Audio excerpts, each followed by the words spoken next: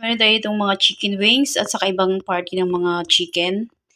Yan, may mga Thai park, may mga ribs. Halo-halo siya guys. So ayan, binabad ko muna siya guys sa tubig. Kasi masyado pa siyang frozen, kagagaling lang sa ref. So ayan, update ko kayo mamaya-maya guys kapag nagkalasa na ito. Bali, mamarinate muna natin siya sa crispy fry.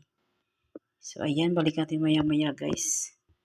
Kapag na siya, hindi na siya nag-yellow. Ayan guys, luto na pala ang ating fried chicken. Ayan. Medyo tinoasted ko yung ating chicken wings. Bali, minarinate ko to siya guys sa Tasty Boy, patis, saka sa kalamansi. Para masarap.